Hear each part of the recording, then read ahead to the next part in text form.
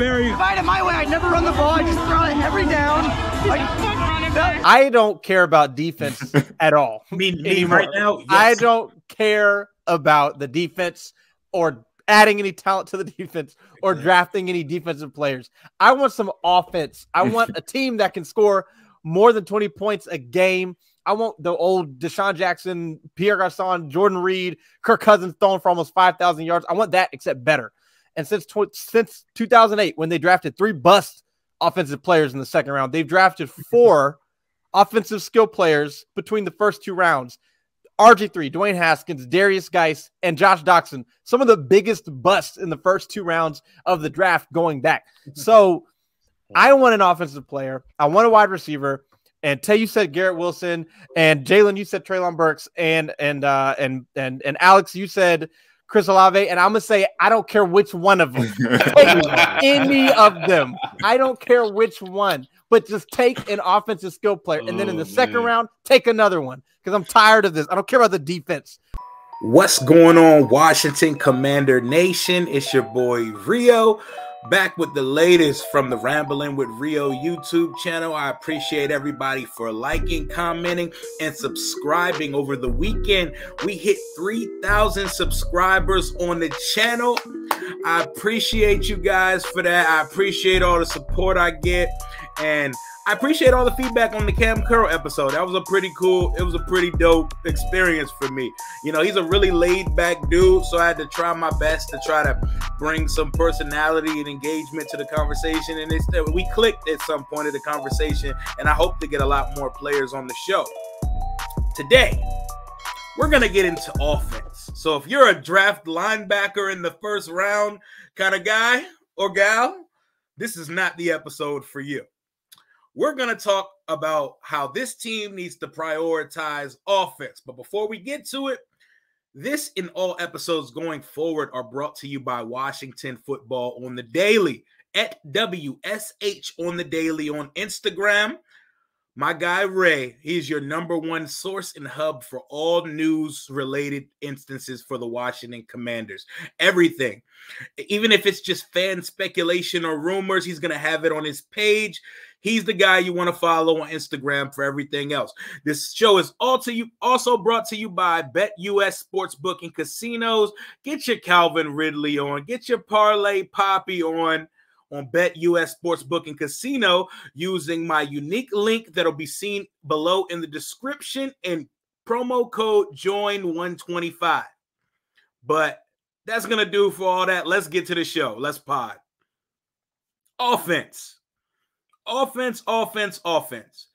You go in on a quarterback with draft capital and taking in his contract, you're showing a modicum of belief in your quarterback. Carson Wentz is the guy. Commander Carson. Like it, love it, hate it. He's the quarterback at this point, and it must be accepted. He's the guy. I mean, you can sit and bitch about it, but if you're a fan, you're not going to root against your own quarterback. We all have our preferences for what the team needs to do, but he is our guy now. And Ron said, you're wanted here.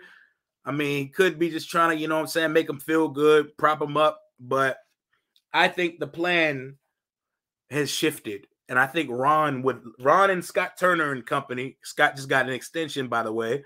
Good for him. I think Ron and company are committing to Carson Wentz and giving him a chance to be the long-term guy here. And if we want that to be an actual thing, an actual reality, it's time that we prioritize the offense. Look at all these defensive first-round picks that we've put, even second-round picks. Like, look, bro, look at all Deron Payne, Montez Sweat, Chase Young, Jonathan Allen, Jamin Davis, a second-round pick, Ryan Anderson. Look at all of these high picks. Yes, I know Dwayne Haskins was drafted in 2019. That was a Dan Snyder pick. That was not a team pick. Kyle Smith said he wanted to vomit at the thought of drafting him in the first round. Other than Haskins, like, Doxson was the only other offensive player we've drafted in, like, recent history. We don't draft offensive players early. Like, I believe we've taken 4 in like the last 14 years in the first or second round of the draft. And just because we missed on offensive skill players before, the Fred Davis, Josh Doxson, and Malcolm Kellys of the world, like, that doesn't stop you from doing it. Like, bro, you have a bad relationship. Do you just stop talking to what you're interested in now because you had one bad relationship? You know, no, I'm retiring from women because my marriage didn't work. Nah, you're going to keep shooting and keep pushing. Like, Ron can't sit here and dictate his draft policy by what happened when Vinny Serrato and company was running amok of the front office here. They must attack success. And to attack success for this football team, we need to load up on weapons for Carson Wentz. Terry McLaurin, we're going to get him taken care of long-term at some point. Don't panic, guy. He's going to get his money. Logan Thomas is missing probably the first 6 or so weeks of the season. We need a starting boundary receiver opposite Terry McLaurin. We need a healthy Curtis Samuel in the slot and to use as a Swiss Army knife and be our target brand version of Deebo Samuel. We have Antonio Gibson and J.D. McKissick, so we do need another back. Yeah, we have Jared Patterson. We need a true feature back. I like Antonio Gibson. He's not that. He's not that yet. He could be, but we can't turn our noses up to adding weapons to this team. And we cannot put a box on what those weapons need to look like. Like, I see everybody saying, oh, Wentz he's used to playing with taller receivers. He's used to playing with bigger body receivers. He's also used to playing with trash-ass receivers. In Philly, the best receiver he had was older Deshaun Jackson and Alshon Jeffrey. So we need to go get him an Alshon Jeffrey for what? Alshon Jeffrey wasn't even like that. Like, let me talk about who I think the team should go after and who fits here. At pick 11, unless Kyle Hamilton, the all otherworldly free safety from Notre Dame, is on the board, I'm taking a receiver at 11, or I'm trading back with someone who's hopping up for a quarterback or something else, getting some more assets and mid-round picks, and still taking a receiver in the first round. And I'm not the guy who says draft receivers and running backs in the first round, but I love the guys at the top of this class. I even love the guys in the second round of this draft. So if we didn't get a receiver, I could stomach it, but what are we taking? Are we going to take a corner? If Sauce or Stingley is there, I could see it, but this team has to invest in the quarterback that they acquired.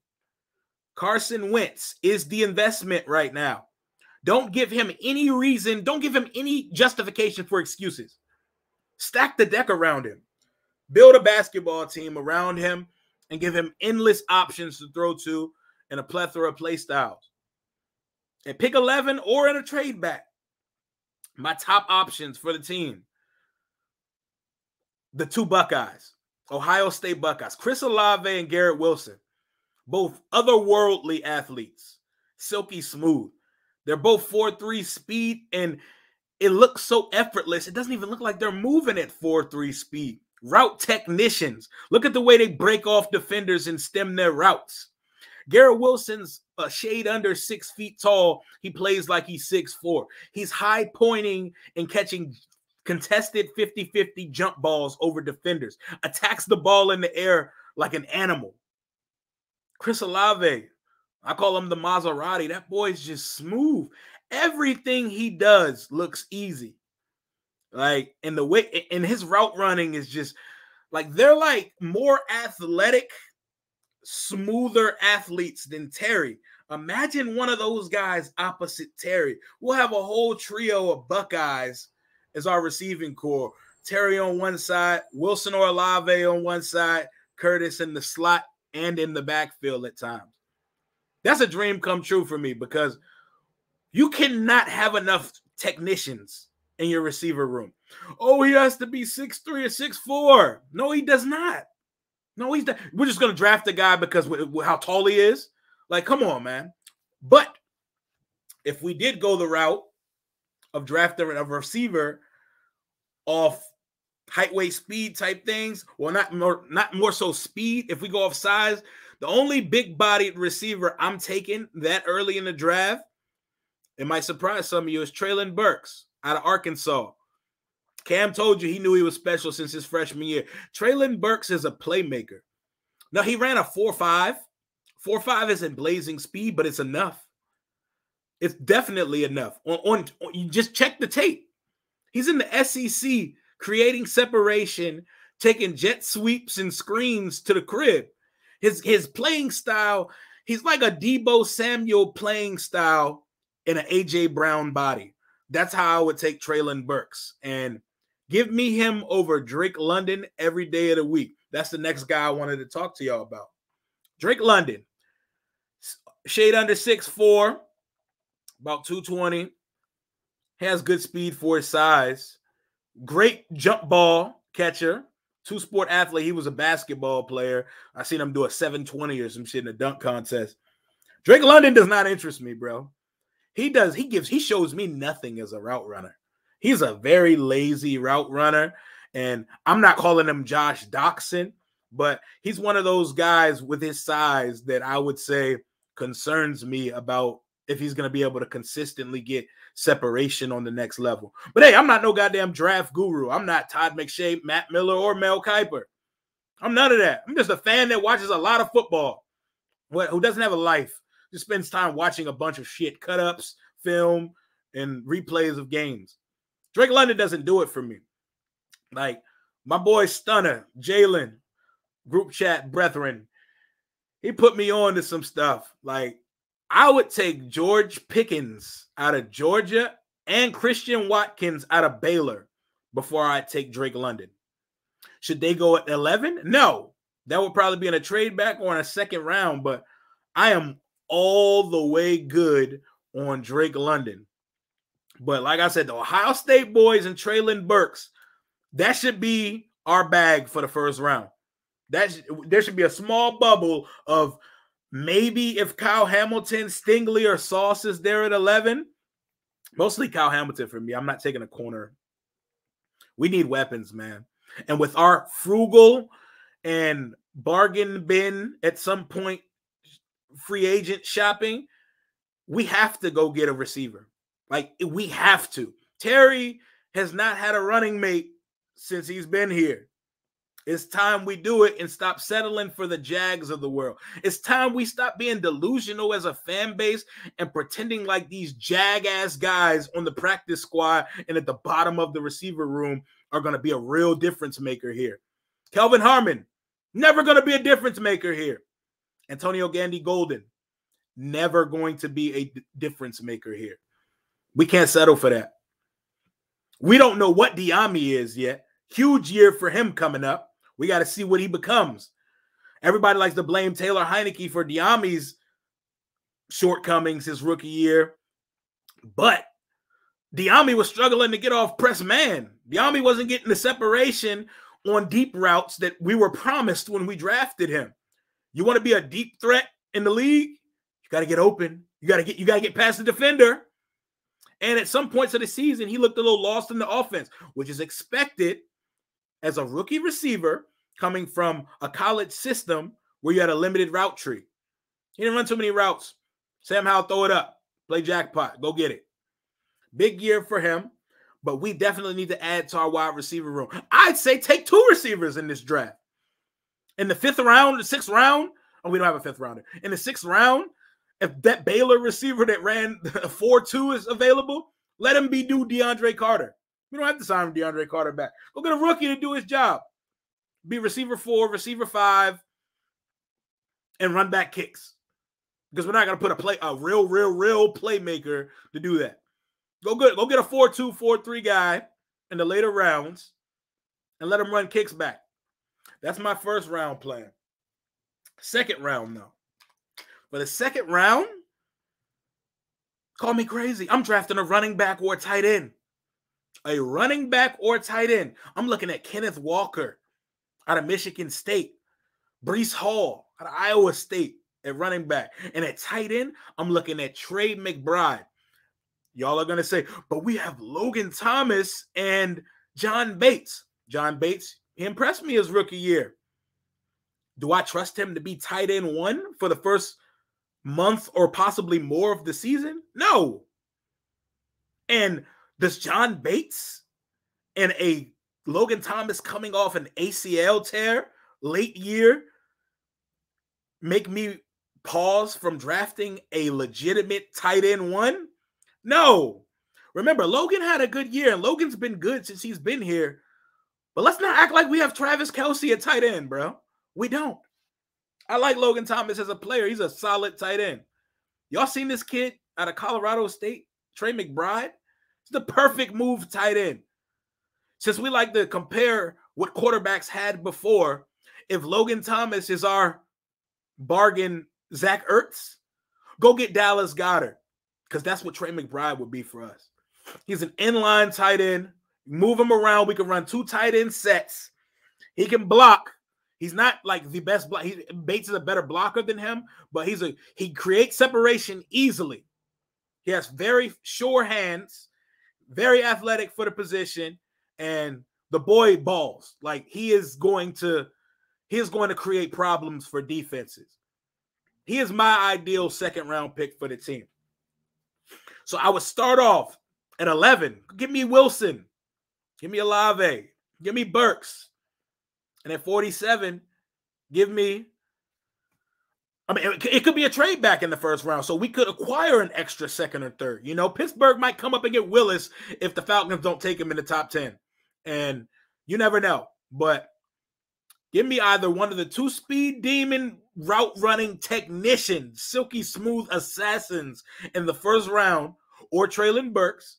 And in the second round, give me Trey McBride, tight end Colorado State, or give me running back Kenneth Walker.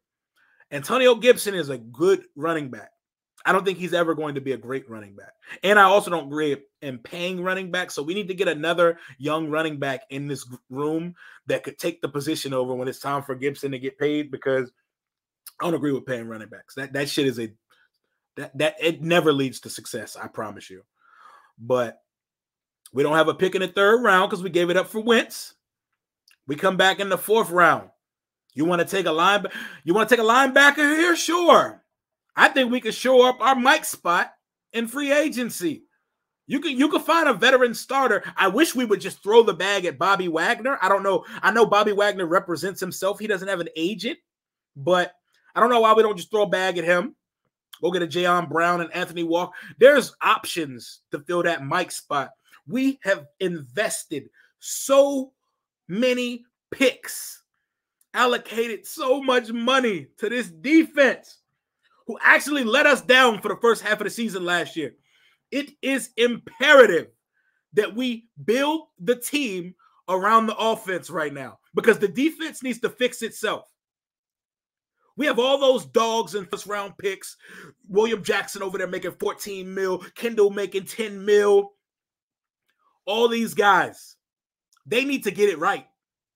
The offense has to have that same priority this offseason. Go attack success and stack the deck for Carson Wentz. So all he has to do is deliver the football. You got speed demon, multifaceted receivers on each side, multiple tight ends, multiple backs that could kill you in different ways, a formidable offensive line. What excuse will Carson have? Don't leave him any room to have any. Attack success and go offense, offense, offense. That's all I got for right now. I'll be going live on the channel later. Thank you guys again for helping me get to 3,000 subscribers. We only go up from here. Let's get the 4K as soon as possible. But until next time, hail to the Washington Commanders and take command. Deuces.